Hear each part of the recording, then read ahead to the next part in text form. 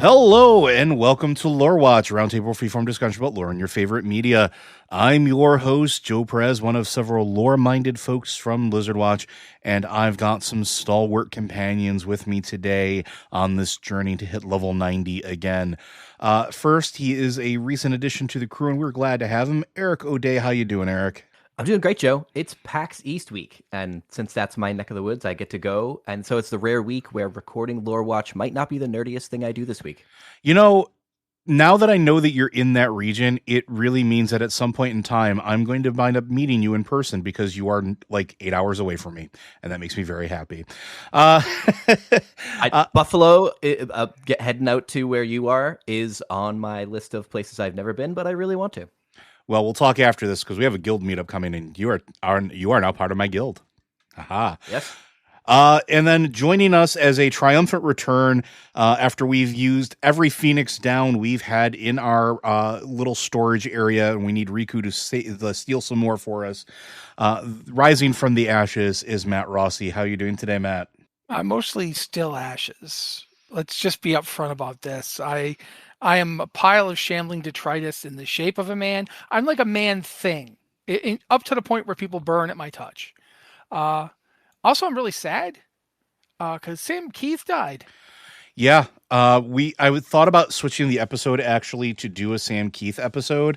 We need intro time, man. But that's what I think we're going to wind up. If you're listening to this recording, we're probably going to be doing that as our next recording. Sam Keith is one of the most influential people in comics, especially in the 90s. When there was a revitalization and things like the Max were coming out. So we are going to probably talk about the career and impact of Sam Keith relatively soon. Because I know for Matt and myself, that's an important life, especially in some of our formative years. Going to list 3 things you might know Sam Keith from if you're saying Sam who.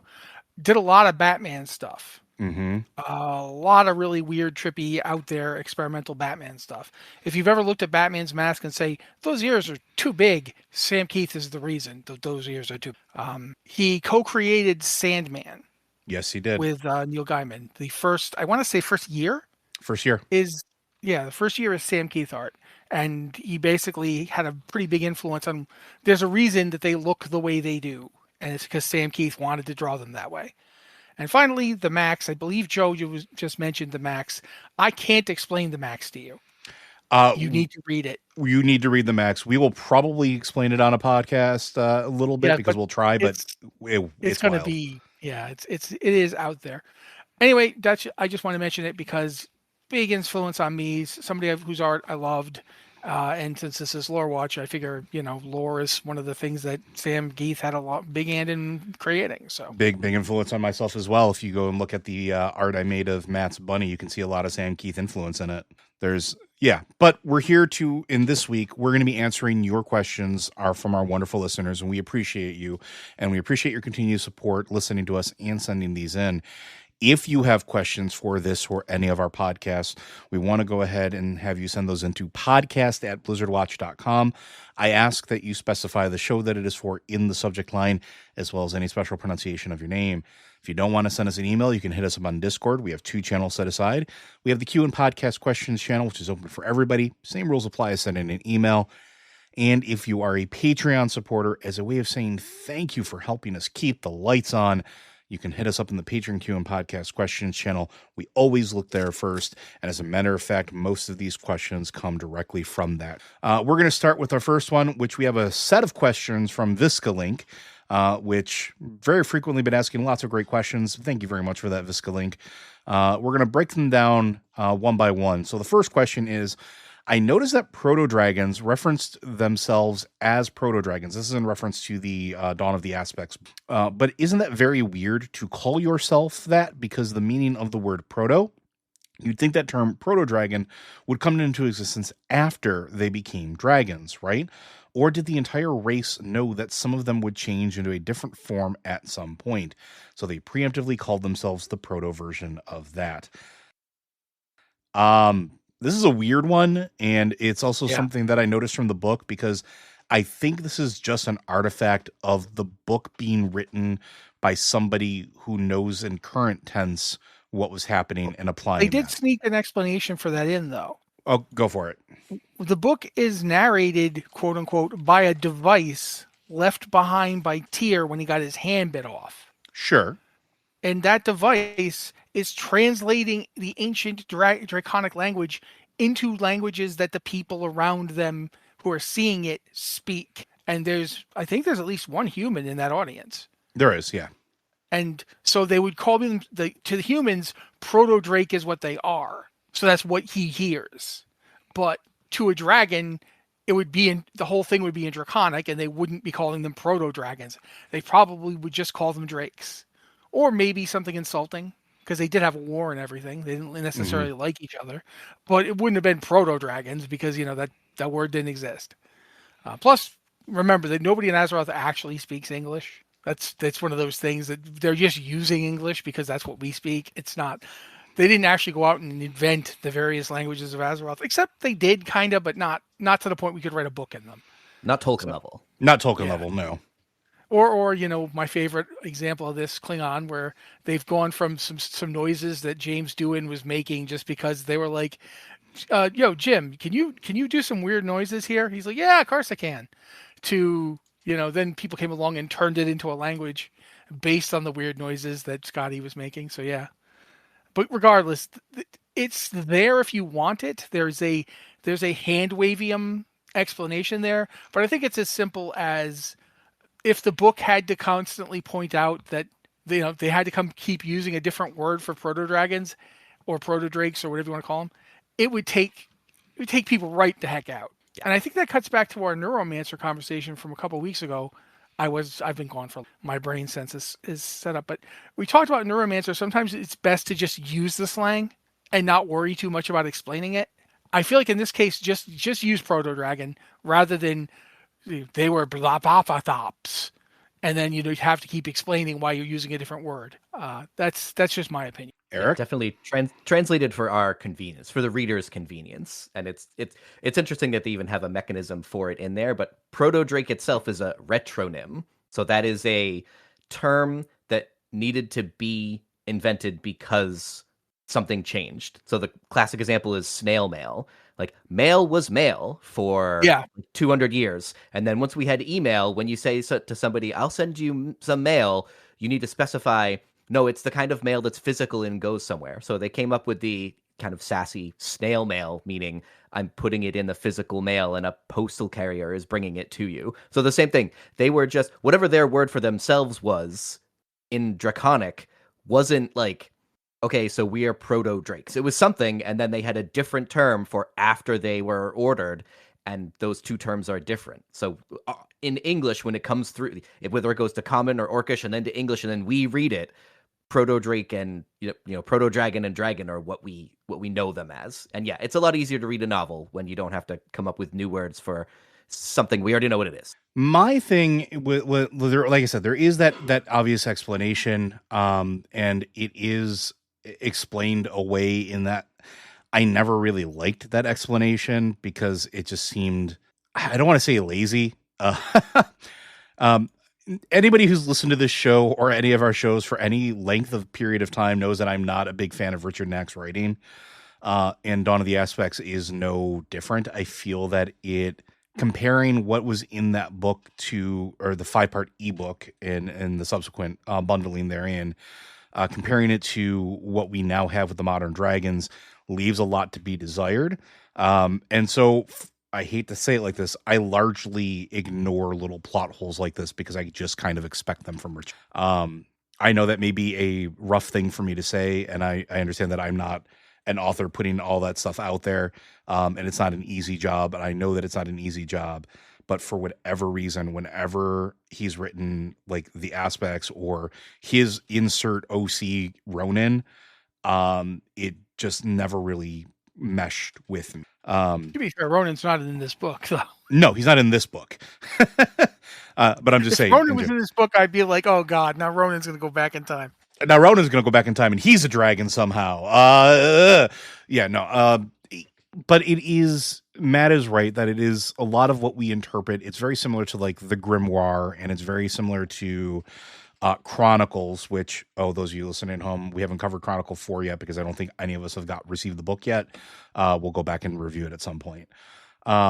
It's all done through an interpretive lens, and that's if you just assume every story you read, everything that you consume up until, I want to say, Before the Storm, was almost always written from a very specific character point of view, and therefore always with a different lens. And it's only really recently that they've leaned into the multi-view, multi-character narrative more than ever.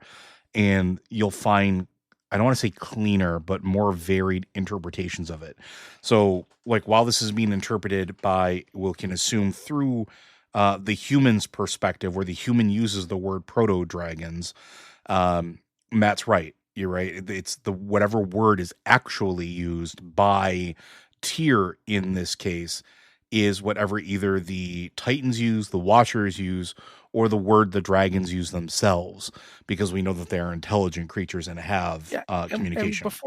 And we also know that before they split off from, before the dragons were made via the Watchers giving them connection to Titan powers, they probably, they would have used that same word for themselves, and they might not have stopped using it. So for all we know, the word for proto-drakes was just the word that is it's like an old English version of the word dragon. We know that there are like dragons with like D-R-A-G-O-N-N-E in English. It means dragon, but it's got more letters. And that could have been the case there too. Like there's original dragon language, which we would now call proto-draconic, but at the time it was just dragon. And then there's current dragon language, which would be the equivalent of Old English versus Middle English versus Modern English. But that's not going to be in the book, because only people like us care about this kind of thing. Like if you're writing a letter to us, you're already way above interest on the lore of the average person. Yeah, of the average person. So for most people trying to read this book, I actually do like Richard Knaak, but kind of it's sort of like I liked his Dragonlance books when I was much younger. Loved his Dragonlance books. The minute he started writing WoW and Diablo stuff, though, whew. Yeah. Even his Diablo stuff, I would say I have more of an affection for than. Actually, I can't say that with a straight face. Never mind. But I will say that I feel like in this particular case, Dawn of the Aspects is probably the least Knacky of any of the Knaak novels. Mm-hmm. And yet, Knaak is Knaak. He can't really help himself. And I feel like a part of the problem is that there's I don't know if people remember this story, but there's an infamous story about when they told Knaak to write the War of the Ancients books. He created a demon named Hakar the Houndmaster. Mm-hmm. Then when Blizzard came and did World of Warcraft after that book came out, they created another Hakar, spelled exactly the same, because he's not a Houndmaster anymore. He's a big lizard, flying snake thing, and wind serpent. And so it's just like, sometimes it's not Knaak, sometimes it's them. And then sometimes it's very much Knaak. Anytime certain conversations that happen in a certain way, that's very Knackian. Like he loves to have one guy show up and tell everybody what they just saw happen again. It's not even just exposition. It's like, oh Lord, the temple got blown up. Yes, as you see, the temple had to be exploded in order. Oh God, okay, we get it, Mr. Old Red Dragon guy. We get it. You don't have to tell us what we just watched. So yeah, it is one of those. I just feel like in this particular case, it's more a convenience than it is, Knaak becoming Knackian. Yeah, that's fair. I feel like he held himself back a lot in this particular. This leads us into Visky Link's second question pertaining to this. The story in the past is seen by Calia through the eyes of Malygos, and most of the events of the story seem to revolve around him. Malygos is the one who befriends both Alexstrasza and, by extension, Ysera and Neltharion seems to be the one who found Nosdormu. So he is the one that links the entire group together. Malygos was the one whom Tyr was watching, and the one he first contacted when he tried to reach out for help from the proto-dragons. So the others looked to Malygos when dealing with Tyr. When fighting Galakrond in the end, Malygos was the one who made the plans and led the attack. And even though it was a joint effort, Malygos was the one to essentially deal the final blow by lodging the boulder in Galakrond's throat. And lastly, Malygos was the one who was approached and addressed by the two Watchers in the end, and he was the first to accept the offer to become an aspect. Yet, the next time we meet the aspects, which would be in the War of the Scaleborn, Alexstrasza has become the leader and has been so ever since. What do you think happened in between these stories that made Alexstrasza the leader instead of Malygos, when the events of Dawn of the Aspects clearly sets him up for the leadership role? Well, for one thing, Dawn of the Aspects was written way after Warcraft 3, Warcraft 2 for that matter, and then World of Warcraft, all of which put Alexstrasza in that role. And then Knaak showed up and he'd be like, I like the smart guy. He does the smart stuff. He should be in charge. This is why I don't like Knaak's writing of Dragon books because he has this thing, like Ronan is his insert guy, and it's the same thing. I'm so smart. Why won't they put me in charge? That's just keeps happening. So that's my cynical take on it. I'm going to let Joe and Eric have like real takes now. Yeah, mine is cynical. My cynical take is that is probably the actual answer for the difference in the books, and it's again, it's a criticism, and I don't want to turn this into the bash Richard Knaak hour, but when you read the Richard Knaak novels that are set in Diablo or Warcraft, he has a very particular way of writing and or ignoring female characters, or pushing them to the side, ignoring their prominent roles to insert either his own OC or somebody he feels is more important. And cynically, unless they're evil, or a hot elf chick. Yeah. But the in-universe reason, there is a potential explanation. Malygos is one of those ones that could have been set up to be a leader. He is very intelligent, very powerful. They very clearly defer to his knowledge and intellect when they were setting up their plans, if you take the book at face value. But Malygos never wanted to be a leader. He accepted the aspect role and went into, being the aspect of the Blue Dragonflight, but then immediately he was in charge of essentially curating and maintaining magical balance in the world, the ley lines and everything else that happened around it. And when you go through and you do Dragonflight in particular, and you do all of the quests for the Blue Dragonflight, there's a whole overarching thing about this. And Caligos talks about this as well. It's that Malygos never really wanted to be a leader. He didn't necessarily understand what he was getting himself into. And the weight of that pressure, the weight of being an aspect, being in charge of magic, seeing the world torn asunder, seeing somebody he considered a very close friend turn to madness and fight against them and against the best interest that they were laid forth and set forth to do. And then also seeing somebody else who he considered a very good friend in the form of Alexstrasza having been captured and tortured and other unspeakable things that we will not talk about on this podcast done to her. Having, such tragedies befall all the people that he considered close and essentially family, drove him nuts. And what would you think would happen if he was the default leader of that group, right? And it would have been another insert of Aman'Thul essentially being in charge of everybody. And what have we learned about Aman'Thul over the course of however long it's been? There's a reason that Odin was one of his favorites. There's a reason Odin was one of his favorites, and Aman'Thul's sort of a control freak. Malygos was also sort of a control freak in his own domain. It would have been worse.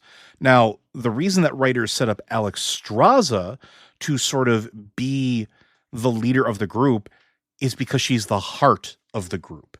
She is the one that cares. She is the motherly aspect. She is the one that cares for all of the young of all of the other flights.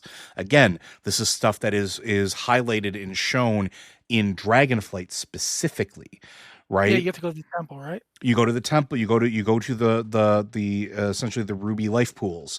The ruby life pools are where all of the aspects bring their dragon eggs to be tended and hatched. When the black dragonflight is coming back into the fold, the ones that are not corrupted, did not fall, and are under Rathian Sibelian, and why can I not remember his name now? The third brother. Abyssian, thank you. When they are all returning, where do they bring the uncorrupted eggs to? They bring it to the life pools, because those life pools will sustain them with the water coming from the main city of wow, I was just there. Yeah, I know. I'm having the same problem. Valdrakken? Yes. Valdrakken, thank you. You can even see the aqueduct. Yeah, that crosses delivering the Titan over. waters. Yeah, because it takes Yep. the water out of the Titan facility where Tyr's Titan facility was. Water flows into the city. It's filtered in some capacity, and then it winds up going through back down to the Ruby Life Pools, carrying with it whatever Tyr did to empower them to become dragons. This is canonical, and that light where you are in the Ruby Pools, the Ruby Life Pools, that is where the Ruby Oath Stone is, and that is the symbol and oath of the Red Dragonflight. And who better to lead your people than the one that guarantees the future of your generations? And so Alexstrasza fits that role perfectly. She's compassionate. She is intelligent, maybe not as book smart as Malygos was, but she's compassionate and understanding and has an emotional intelligence that is so paramount in true leadership that I think that she was always meant to be that role. Malygos, even though he may have been better as far as a pure intellect standpoint, it never would have worked. And he would have gone crazier well before Neltharion falling, well before any of the tragedies happening, well before humans and the humanoid races, the mortal races blowing each other up with magic. Long before any of that happened, he probably would have been the first to fall, and it probably would have been him instead of Neltharion that fell to the call of an old god. Eric?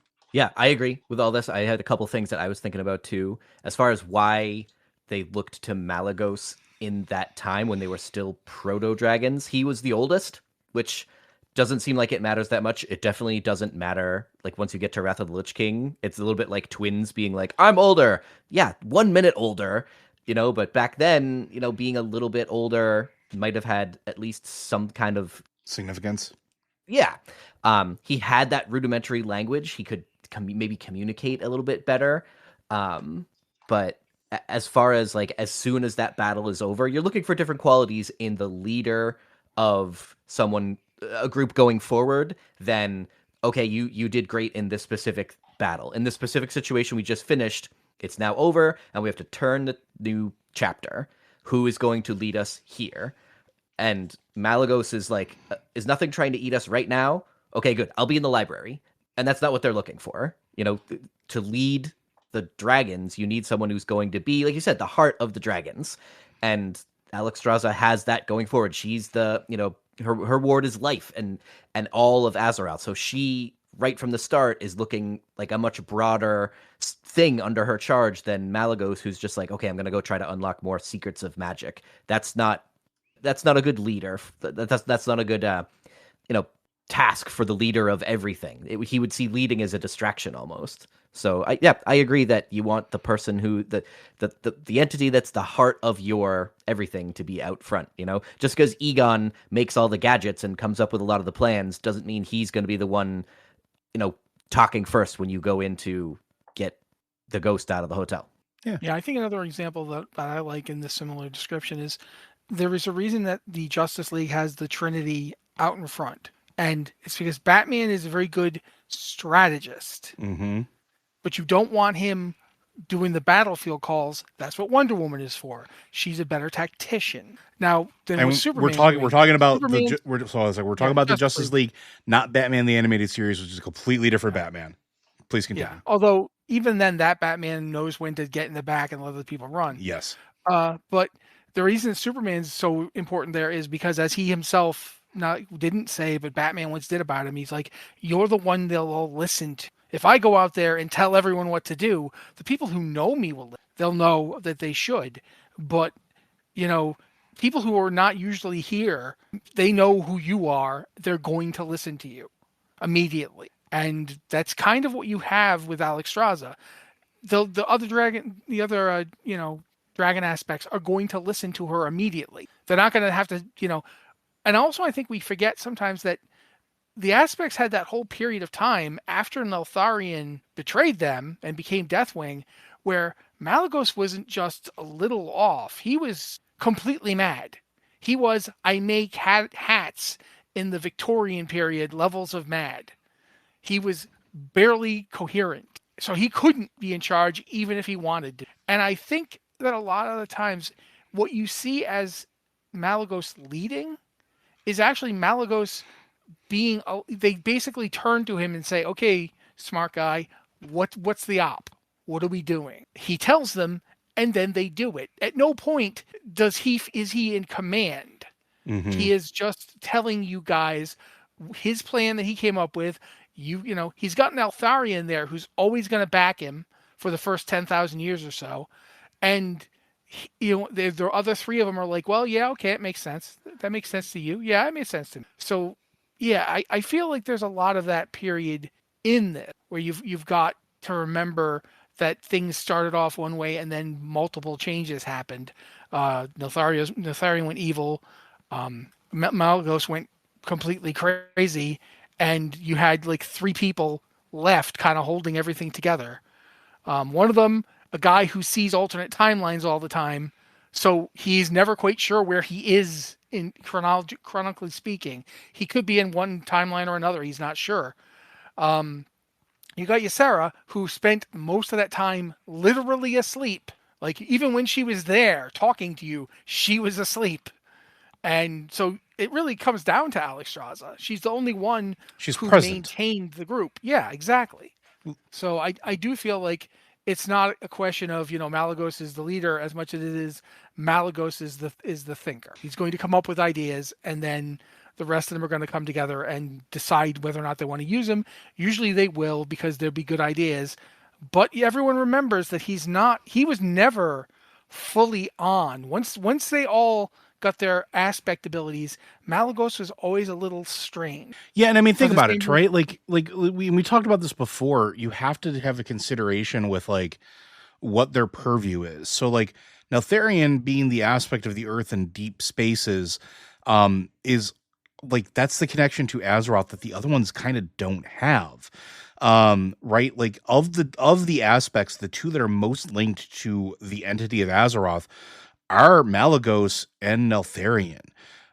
Because Neltharion, again, the deep places where we've spent 2 expansions now going deep underground and learning about the roots of the world tree Teldrassil and how far that expands, looking at the underground civilizations that have spawned up, looking at all these large spaces and understanding that there's a whole world beneath the surface that we never knew existed until the War Within. I mean, we speculated, but we didn't know for sure.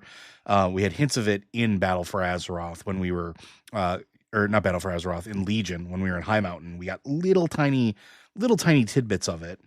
And of course, like that's so connected to Azeroth that what's happening to Azeroth is going to have an effect on Neltharion, and it's going to make them more susceptible. The same thing happens for Malygos. The ley lines are not some insignificant thing. This is arcane energy that webs the entirety of Azeroth. Azeroth is, at her core, a Titan, or at least was a Titan at some point. And what are Titans, if not like batteries of supreme power, right? These ley lines connect into her and to the fabric of her existence. So now Malygos has tapped into that as well.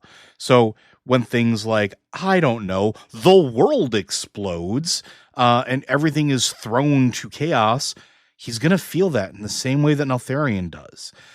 When things are ripped, holes are ripped in fabric of reality between dimensions, burrowing a hole through the pillar of the world, from deep home straight up into the world, Malygos is going to feel that just as much as anything else that's connected, right? There are, in like going with Alexstrasza and Nozdalmu and Ysera, while they are connected to Azeroth in different ways, they're not the same level of connected. Norzdomu is kind of not connected, really. He's sort of off, like Matt pointed, he's off managing the time ways, essentially. He can see all possibilities. Bro's in space. Like, his mind is out there. He is on an astral journey that is fueled by peyote dreams at this point. You've seen the guy doing the with his hands and there's galaxies everywhere. That guy. Yeah. And then you have go ahead. You have Ysera who's dreaming in a essentially an idealized version of Azeroth, or what we're starting to learn is a little more deeply connected from very specific points to Azeroth, but isn't affected the same way. If something happens on Azeroth, the dream is supposed to be an unwavering backup copy. That, at least that's what Ysera's told, right?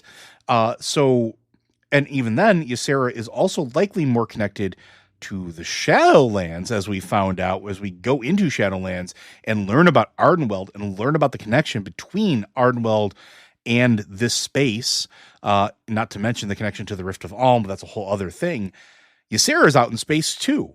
She's dreamy. She's languid. She is out there. And yes, she is a, wonderful aspect who cares about her people and cares about the oaths that her people have, pledged to, like the Centaur folks, and the people of Azeroth. But she's got something else to do that isn't as connected. And Alexstrasza is connected to all life. But what does that actually mean? Is that life connected to Azeroth? I would argue that it's not. And it's more akin to life of us, the mortals, the life of things that can potentially die, right? So her purview is completely different. She's not necessarily tapped into Azeroth in the same way that the other two are. So again, Malygos, just a ripe position and possibility of just going off the deep end. So deeply affected potentially by everything else. Sorry, go ahead, Matt. Yeah. No, I'm just agreeing with you. That's literally me just going, yeah, you preach it. But yeah, I'm your hype man. You want a leader that people will follow, and Malygos sort of not that, like when he says, okay, we're going to go redirect these ley lines. I could see a lot of dragons being like, I don't know. I don't trust that. If it comes from Alexstrasza, it comes a little bit more, trustworthy. Yeah. I can imagine it being like Malygos going, okay, guys, first I got to explain to you how this thing's magical resonance, break it down. We just break it down. I can imagine back before he went crazy, Neltharion being, dude, you're at a 12. We need you at like a 6. Just break it down. And that's Neltharion, the mad scientist of the group. Yeah, Neltharion, but he was also the most personable of them. Mm-hmm. Like, not that, Alexstrasza isn't personable because your mom isn't personable, She loved all of them, but at the same time, that can be great, or it can be like when you disappoint your Nana, and she just gives you that look, and you're like, yes, I'm aware that I have done a bad thing. You don't have to throw a shoe at me, but you can if you want to. I get it. I'm wrong. Whereas Neltharion never made people feel that way up until he started trying to destroy the world. But up until that, he was always like, you know what? I think we can work this out. You guys have your opinion. Me and my bro here have our own opinions, but we can work this out. We can all come together. So yeah, in a really weird way, all of them were bad choices for leader except Alexstrasza. Yeah. Well, hopefully that answers your question with and balances out our cynicism. But thank you very much for those questions, Viscalink. I think we're going to go ahead and move on to our next one. We're going back to our friend Marin, who sent a lovely set of questions before, and we're finally making our way through some of them. This one is, after the events of retaking of Lordaeron and Gilneas, how do you imagine the relationship between these two kingdoms evolving? Calia and Tess may not be full allies, but would they remain diplomatic relations? And after so many wars without the aid of the Valkyr, would the Forsaken population not have declined enough to threaten their ability to defend their borders against the Scourge or even the Alliance? What do you think are the broader implications of advancing Gilneas and Lordaeron forward in time? Very good question. And for context, if you're not familiar with sort of the abrasive relationship that has happened between particularly the Forsaken and Gilneas, the Forsaken took Gilneas, and Gilneas had to be taken back.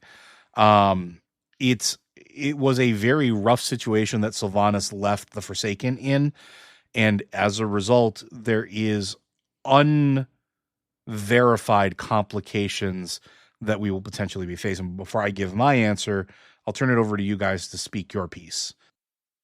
I want Eric go to first. I think that you can be terrible neighbors, but only it takes really terrible neighbors to literally build a wall in between you while you're still allies. I mean, I think that maybe Calia and Tess, sometimes it takes a new generation to forget the last generation's grudges. So, it doesn't get too much worse diplomatically than Genn, but can Tess get over some of the things that Genn never could? Can they come together? I think no matter what, it will be interesting to see how the story goes forward and how these two kingdoms can kind of maybe become allies, maybe become work together a little bit more. But yeah, I think that it's just going to be fun to see. Matt? First off, because Eric made me think of it for a second, I'm going to talk about the fact that Genn Greymane wasn't just building a wall. He deliberately left half of his kingdom out of the wall because he could only build a good wall in one narrow pass that was in the middle of his country. So there's a reason, the entire reason that Darius Crowley went nuts and tried to take over the kingdom was because his entire, his barony, for lack of a better word, was on the other side of the wall, along with a whole bunch of other people, because that's where the farms were. Before Greymane did that, Lordaeron and Gilneas were about as good neighbors as you could get when you're dealing with kingdoms ruled by egomaniac humans. And even Taranis, for all that we love Taranis was very much an egomaniac. I think you have to be a bit of an egomaniac to rule a kingdom in a world where you're surrounded by beings that live 10 to 100 times as long as you do. And yet you're bossing them around. There's a bit of egomania. So that's the first thing I wanted to point out. Second thing, I don't think that either kingdom is focusing on the other right now.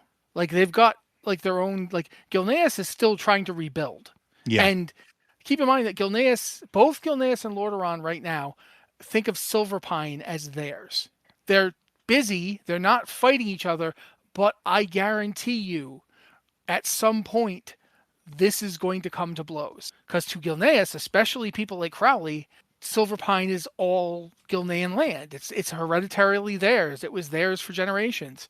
To Lordaeron, you left, you built a wall, and you left us on the other side of it to die horribly from an undead creating plague.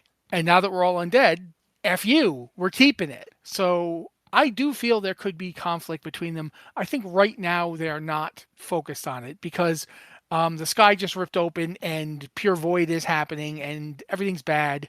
And just, it doesn't matter how much of this postage stamp size planet you run if the whole thing gets devoured by the void. So yeah, for right now, not a major concern. I definitely think that Calia and Tess are more likely to be willing to talk than their predecessors were, especially Genn, who had to actually have his son get murdered in front of him before he started mellowing out. Actually, he had to have his son murdered in front of him. Then he had to completely ruin Sylvanas' day in order to finally feel like, okay, I don't need this all-encompassing hate of these guys anymore. I can throttle back on. But for a lot of the time, Genn was completely unreasonable. And he is responsible for a lot of the problems that Lordaeron and Gilneas had. I mean, he's directly responsible for the fall of Gilneas. He's directly responsible for a lot of the harm that befell the Alliance in Lordaeron in particular.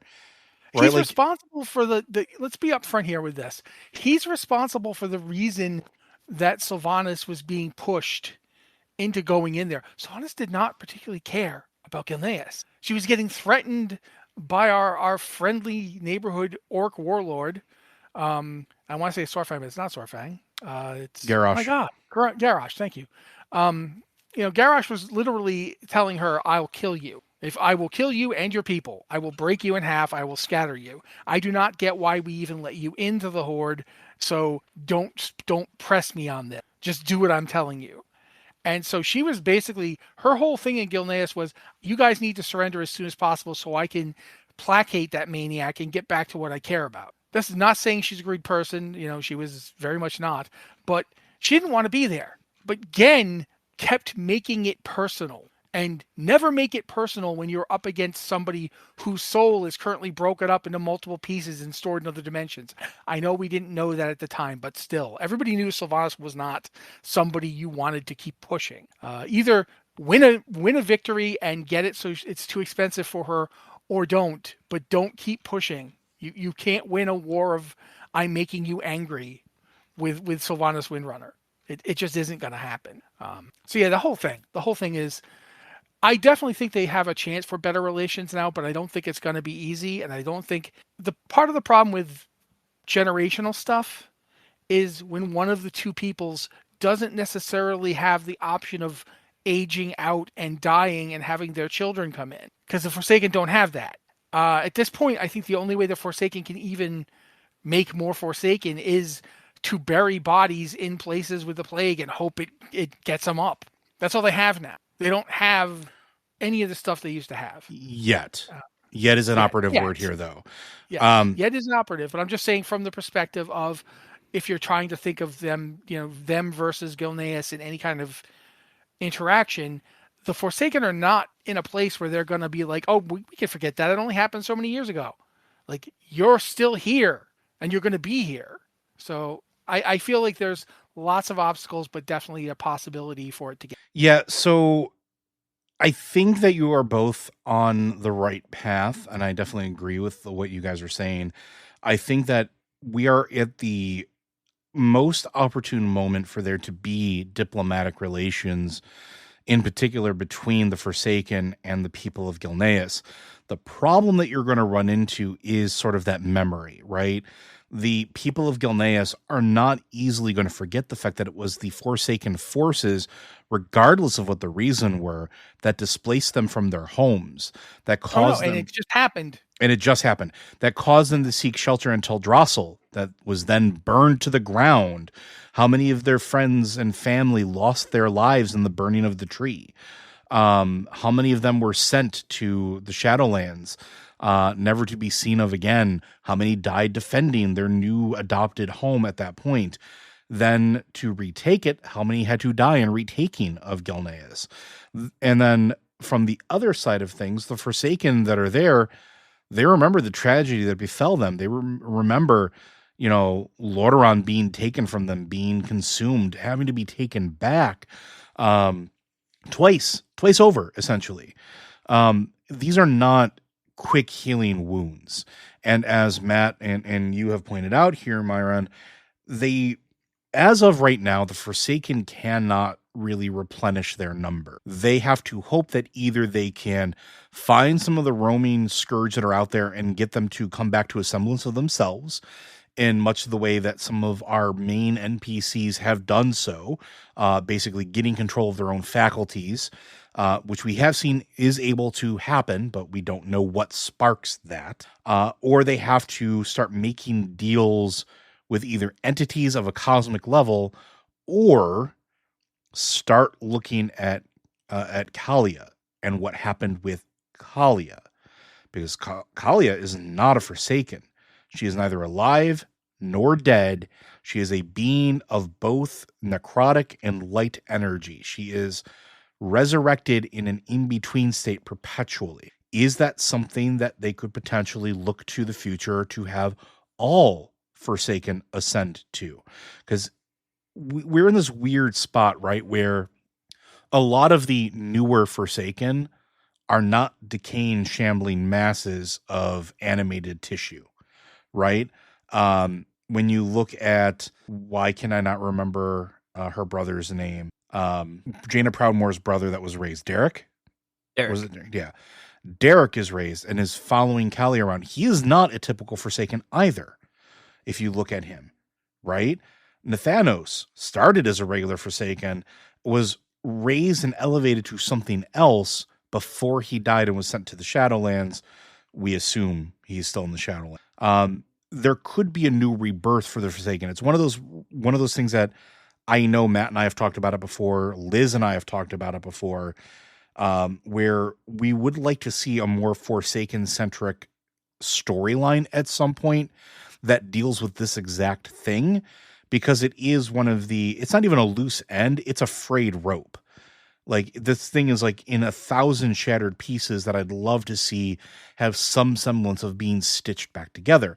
That said, going to the root of your question, the existential crisis aside for both of them, Tess and Calia may be able to meet and start mending some wounds. Not necessarily BFFs, not necessarily we're going to open a trade agreement between our two, kingdoms here, but there's a world in which I can see Gilneas falls under attack by forces of the Naga. It's right on the sea. It could happen. And the closest people that could potentially respond to that are the Forsaken. And I could see Calia rallying her troops and showing up to the aid of Gilneas. Gilneas maybe not being super happy about it, but being pressed by Azshara's forces and losing your home again versus accepting the help of somebody who was formerly your enemy, that's a possibility of something that could happen. And the same is the reverse. If something were to happen to Lordaeron, the closest allies that they could call upon would potentially be Gilneas, which is part of the whole reason Lordaeron fell in the first place when Gilneas closed their damn doors. Oh, well, the alliance is going to handle this and we are not part of the alliance. Cool. Had they been involved, Lordaeron may never have fallen in the first place, right? Like, it's a weird, complicated political mess. But if anybody could see a way through it to maybe just becoming frenemies at the very least, it would be Calia and Tess. Like Eric pointed out, they're a younger generation, and I'm air quoting that. They have different sensibilities. Yes, they've lived through war, but they didn't live through all of the wars. They don't have the same scars. Like Genn Greymane, he is who he is because of the scars that he had to bear and knowing when he messed up and what it cost him and his people. You see it even now in the current expansion when you're dealing with Turellian, or when you're dealing with Lotharmar, or you're dealing with all these NPCs that have been around for thousands of years, essentially. They have a different perspective and they have a lot more wounds to bear, right? Like, I think we talked about this before.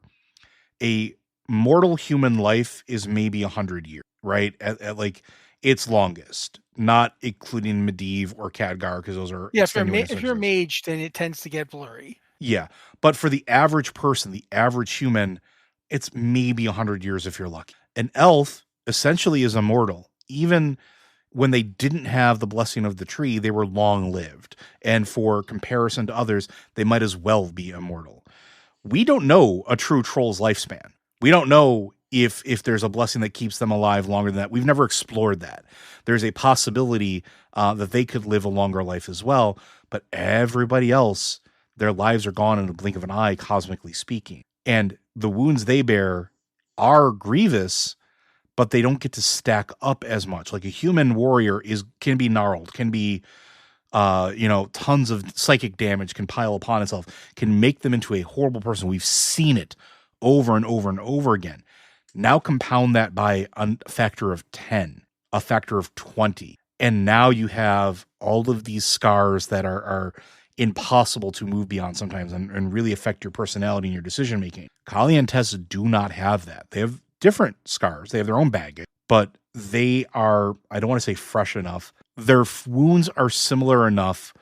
Their complications are similar enough that they can meet on common ground. And you also have Fordring's daughter, who is essentially a freelancer at this point. Mara. Who could theoretically also be in the mix of this as well. So we have potential for these wounds to be healed. It'll just take time. And I do think that the probably best course of action will be frenemies. Not best friends, but when the chips are truly really down and you are in your most dire, we'll probably show up at your doorstep and help you out here, because if you're okay, that means one less problem for me to deal with in the future. That type of situation. I don't know if there's anything else you want to add to that or build off that.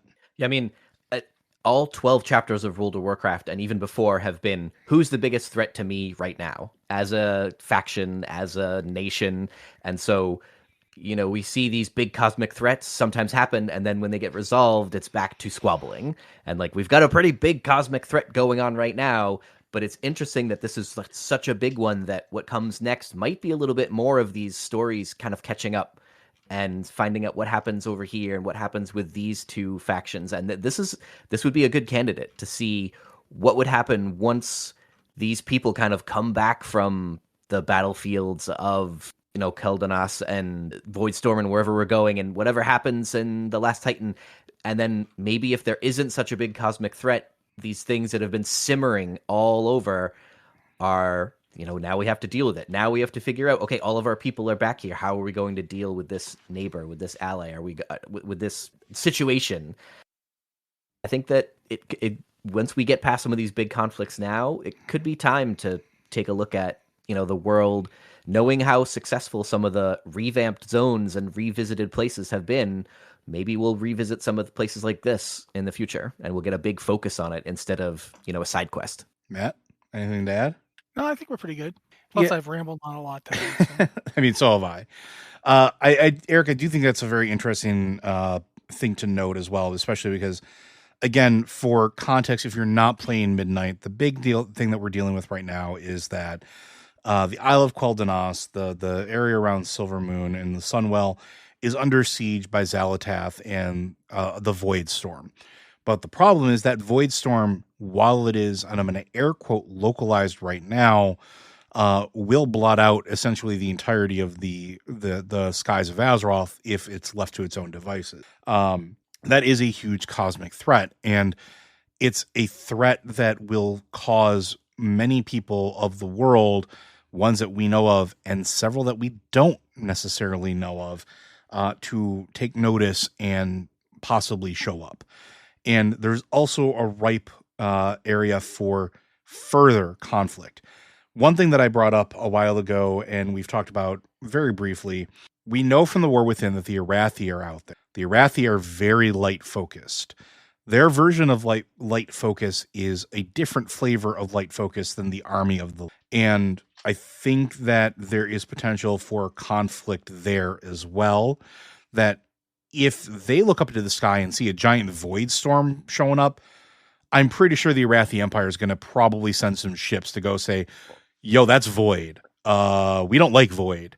Let's go burn that out and show up. And not just have conflicts with the Army of the Light, but conflicts with the Horde, conflicts with the Alliance, conflict with basically everybody because they don't worship the light the same way they do. We could have.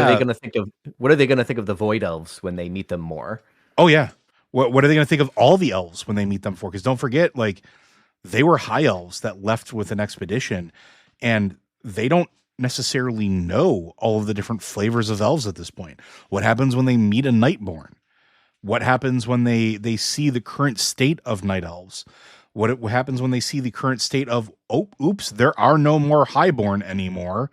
They are all either, maybe there's some high elves here and there, but they're either blood elves now. How do they feel about that? Or like you said, the void elves, or any of the various different flavors. Like, there's conflict that potentially happen there. What happens when they see the state of the human empire? What happens when they see the Forsaken? I mean, sure, they saw a couple like shambling zombie dudes come by and help them in Hallowfall, but once they find out there's like a whole nation, they might. Who knows how they'll react? We only saw They haven't spoken to anybody in Hallowfall. No, they haven't. The only ones that have been what's her name? Why can't I remember her name? Farron? Farron. Farron's the only one because she was present, and I think Farron's adopted mother, because they were present at the negotiations. That's it, right? Well, other than the adventure. But I mean, the actual Arathi Empire itself has had no contact with the people of Hallowfall. Yeah, that's what I'm saying. The people of Hallowfall are in a desperate place, and when we show up as saviors, they're kind of grateful and they're willing to overlook some things. But the Emperor back over in wherever he is might not be so kind. Yeah, or what happens if they come back and like, well, these are our highlands. We own this. Yeah, you left this place, and you let these aliens from another world take over this one spot, and you let them take it back again. No, we're taking it. This is our place. This is the Arathi. We are the Arathi. This is our homeland, and we are taking it back. I mean that, and they might do that. Who knows? Yeah, or the simple act of, well, how are they going to feel when they see other entities and beings that can wield the light like Alonza's fowl? Like, how are they going to feel about that? Here's this undead, formerly human who can wield the light. That's going to shatter worldview. Like, that could see that being a threat to the Emperor's rule, right? Where all of the teachings that they have, all of the Arathi light-bearing teachings start now being questioned. And we've never seen anything bad from that ever happening, have we, guys? We're not even talking about the fact that there's tentacle-faced space goats that can be completely controlled by the light and like have their mortality completely removed. And then there's the ones that didn't have that happen, but they still live a ridiculously long time. And they come in big crystal ships. Like, that might not make them angry, but they might be like, "What the heck is that?" And again, it's starting to sound like in the Hitchhiker's Guide to the Galaxy, when that planet, they come out, they have clouds or something, and they can't see the universe. They think they're the whole universe, and as soon as they see the rest of the universe, they think this has to go, and they set out to destroy everything. The Arathi Empire has been isolated for so long. Once they make all this contact, they might be like, no.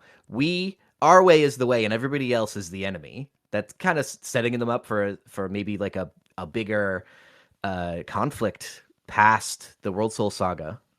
Interesting. Yeah, and the reason we're bringing this up is because, like, yes, the cosmic threat is imminent. It could potentially be a thing that happens, and becomes wildly overbearing. But these tensions, these diplomatic tensions, these are the stories that I think, and I'll be honest here, I think they're more interesting than Xalatath trying to take over the world. I think that they're more personal. They're easier to feel invested into. And it's one of those things where I would like to see more of it when the storm has calmed down. And I don't mean that in like, I hate what's going on kind of way. I mean that in a, I'm just more interested in what happens in the aftermath. It's Agreed. just how I feel. Go ahead.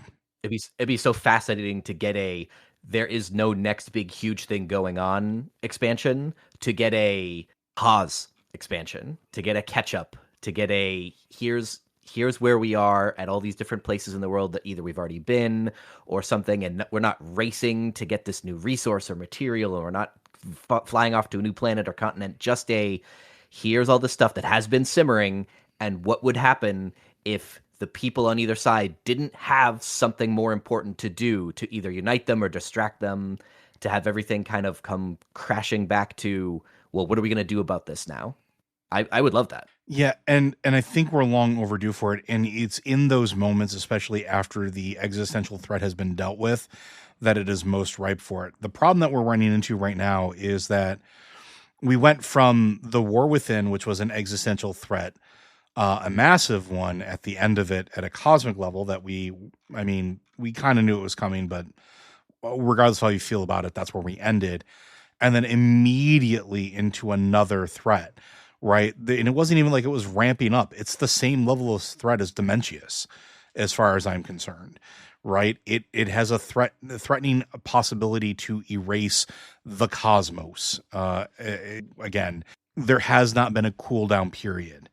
And we're probably not going to get one as we move into the Last Titan. It's probably going to be ramp. But after the Last Titan is done, like that sort of introspective moment that we need after all this, I think is going to have to happen. And that's when I think this stuff starts coming into play. And not that I'm trying to rush things along, but I personally can't wait to get. I'm going to just say it because I say it every so. Imagine if the WoW expansion after the Last Titan is basically just World of Warcraft. Like you travel around the world and there's no huge overarching threats. There's a bunch of mid-card threats. Mm-hmm. There's like, I'm not saying that it would literally be Onyxia, but there's your Onyxias and your Fire Lords and your whatever's going on at the end of AQ, whether it's good old Cthulhu or it's the Zul'Gurub type things. There's threats, there's problems, but there isn't one huge problem that's kind of behind everything or causing everything. I honestly think that's the way I would like. I would like to see just an expansion where it's like, this place is crazy and there's lots of stuff happening, but it isn't all the work of one thing. It's just everything. Mm-hmm. But I think that's going to do it for today, friends. I do want to thank you for joining us on this journey and welcoming Matt back from his triumphant return. Blizzard Watch is made possible due to your generous contributions at patreon.com/BlizzardWatch. Your continued support means that this podcast site and community is able to thrive and grow. Blizzard Watch supporters enjoy exclusive benefits like early access to our podcast, a better chance of having your question answered on our podcast with a Q and an ads-free site experience. And again, if you have questions for this or any of our podcasts, be sure to send those in to podcast@blizzardwatch.com. Specify the show that it is for in the subject line, as well as any special pronunciation of your name. You can also hit us up on Discord. We have 2 channels set aside. First one is the Q and Podcast Questions channel. Same rules apply. The second one is for our Patreon subscribers. It's the Patreon Q and Podcast Questions channel. We tend to look there first as a way of saying thank you for helping us keep the lights on. Also want to remind you that if you are on social media and would like to follow us, you can do so. We are Blizzard Watch on Instagram, Facebook, and Mastodon at gamepad.club.